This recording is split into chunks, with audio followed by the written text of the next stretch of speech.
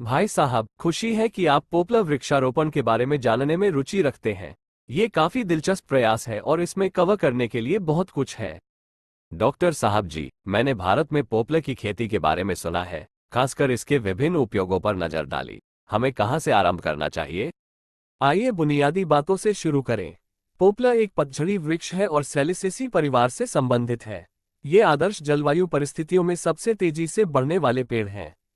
Popular की लकड़ी और छाल का उपयोग प्लाईवुड, बोर्ड, माचिस की तीलियां बनाने के अलावा स्पोर्ट्स वुड और पेंसिल बनाने में भी किया जाता है। भारत में पौधा 5 से 7 वर्ष के जीवन काल में 85 फीट या उससे अधिक की ऊंचाई तक बढ़ सकता है। भारत में प्रमुख पोपलर उत्पादक राज्य हरियाणा, पंजाब, उत्तराखंड, उत्तर प्रदेश, हिमाचल प्रदेश, जम्मू और कश्मीर, अरुणाचल प्रदेश और पश्चिम बंगाल हैं।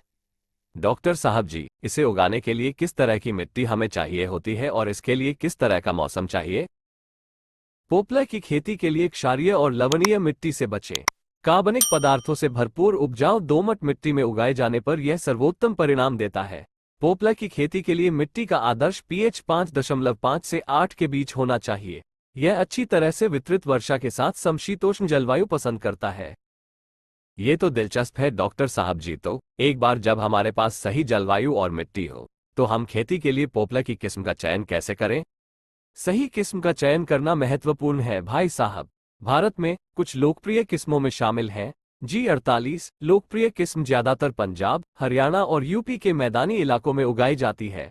W22 हिमाचल प्रदेश, पठानकोट और जम्मू में खेती के लिए उपयुक्त। पोपलर की अन्य किस्में उदय, W32, W39, A26, S7, C15, S7, C8। समझ गया डॉक्टर साहब जी। अब बात करते हैं भूमि की तैयारी और बुआई की। इसमें शामिल प्रमुख कदम क्या हैं? भाई साहब, भूमि की 2-3 बार जुताई करें और मिट्टी को भुरा भुरा बना लें।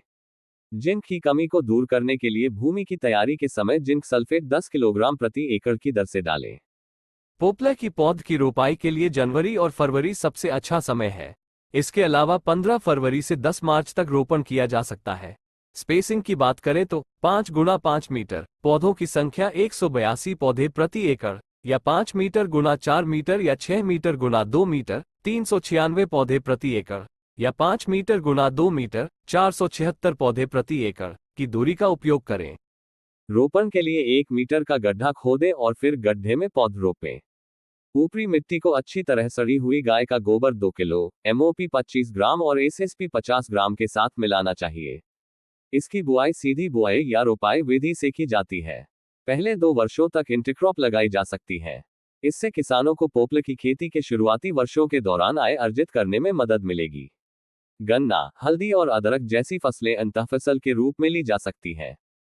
कीड़ों और बीमारियों के हमले से बचाने के लिए रोपण से पहले छोटे पौधे को कवकनाशी से उपचारित करना चाहिए। उपचार से पहले छोटे पौधे की मोटी और क्षतिग्रस्त जड़ों को काट दें। छोटे पौधे को 10 से 15 मिनट तक क्लोरपायरिफॉस 250 मिलीलीटर प्रति 100 लीटर पानी से उपचारित करें। इसके बाद छोटे पौधे को बैविस्टिन एट 200 ग्राम प्रति 100 लीटर में 20 मिनट के लिए रखें। और उर्वरक आवश्यकताओं और खरपतवार नियंत्रण के बारे में क्या डॉक्टर साहब जी? उर्वरक की बात करें तो पहले वर्ष में अच्छी तरह सड़ी हुई गोबर की खाद 8 किलोग्राम और यूरिया प्लस SSP 50 ग्राम प्रति पौधा डालें। दूसरे और तीसरे वर्ष के दौरान अच्छी तरह सड़ा हुआ गोबर क्रमशः 10 किलो और 15 किलो, यूरिया प्लस SSP 80 ग्राम और 150 ग्राम प्रति पौधा डालें। चौथे वर्ष और उसके बाद प्रति पौधा 15 किलो गोबर और 200 ग्राम यूरिया प्लस SSP डालें। प्रत्येक वर्ष जून, जुलाई एवं अगस्त माह में उर्वरक डालें। फसल के प्रारंभिक वर्षों के दौरान खरपतवार को हटाना पड़ता है। एक बार पेड़ विकसित हो जाने पर छाया में कम से कम खरपतवार विकसित होते हैं। जब फसल 2 से 3 साल की हो जाए तो पेड़ के निचले 1/3 भाग में छटाई का कार्य करें। 4 से 5 वर्ष के पौधे के लिए आधा भाग के पेड़ की छटाई की जाती है। सर्दी के मौसम में कटाई छटाई का कार्य पूरा करें। छटाई के बाद कटे हुए हिस्सों पर बोर्डो पेस्ट लगाएं। डी बडिंग करें। दूसरे वर्ष भी यही प्रक्रिया दोहराएं। ये समझ आता है डॉक्टर साहब जी। सिंचाई के बारे में क्या ख्याल है? हम ये कैसे सुनिश्चित करें कि पोपलर पौधों को पर्याप्त पानी मिले? नर्सरी में रोपण के तुरंत बाद सिंचाई करें। शेष सिंचाई मिट्टी के प्रकार और जलवायु के आधार पर 7 से 10 दिनों के अंतराल पर करें। लॉजिंग और कॉलर रॉट से बचाव के लिए नर्सरी में सिंचाई के साथ साथ जल निकासी की सुविधा भी उपलब्ध करानी चाहिए। रोपाई से 7 से 10 दिन पहले हल्की सिंचाई करें। पहले वर्ष के दौरान मानसून शुरू होने तक 7 दिनों के अंतराल पर हल्की और लगातार सिंचाई करें। अक्टूबर से दिसंबर माह में प्रति माह 2 सिंचाई करें। दूसरे वर्ष सर्दी के मौसम में 15 से 20 दिन के अंतराल पर सिंचाई करें तथा गर्मी के मौसम में 7 दिन के अंतराल पर सिंचाई करें। तीसरे वर्ष और उसके बाद गर्मियों में प्रति माह 2 सिंचाई करें। डॉक्टर साहब जी, पौधों की सुरक्षा और रोग नियंत्रण के बारे में क्या ऐसे कोई सामान्य कीट या बीमारियां हैं जिनसे हमें सावधान रहने की आवश्यकता है? पोपला के पौधे कीटों की बात करें तो पहला कीट है दीमक। यदि संक्रमण दिखे तो नियंत्रण के लिए क्लोरपाइरीफॉस 1.5 लीटर प्रति एकड़ डालें। तना छेदक, इस कीट का प्रकोप होने पर इसकी रोकथाम के लिए 4 किलोग्राम प्रति एकड़ बुआई के दूसरे वर्ष तक डालें। जूं, इसके आक्रमण को रोकने के लिए मेटासिस्टॉक्स 2 मिली का प्रयोग करना चाहिए। 1 लीटर पानी में घोलकर छिड़काव करें। 15 दिन के अंतराल पर दोबारा छिड़काव करें। पत्तों का गिरना, यदि इसका हमला जुलाई महीने में दिखे तो इसे रोकने के लिए chlorpyrifos 200 millilitre plus cypermethrin 80 millilitre की स्प्रे प्रति एकड़ में करें। जहां तक बीमारियों का सवाल है, तना सड़न बीमारी के निवारक उपाय के रूप में अंकुर की जड़ को बेविस्टिन 4 से 5 ग्राम प्रति पौधे से उपचारित करें। दूसरी बीमारी है मुरझाना। यदि इसका प्रकोप मई और जून माह में देखा जाए, नियंत्रण के लिए वेटेबल सल्फर पाउडर 500 ग्राम प्रति एकड़ की दर से स्प्रे करें। झुलस रोग, इस बीमारी का हमला अगस्त और सितंबर के महीने में होता है। यदि इसका हमला दिखे तो इसे रोकने के लिए कार्बेंडाजिम 2 ग्राम को प्रति लीटर पानी में मिलाकर स्प्रे करें।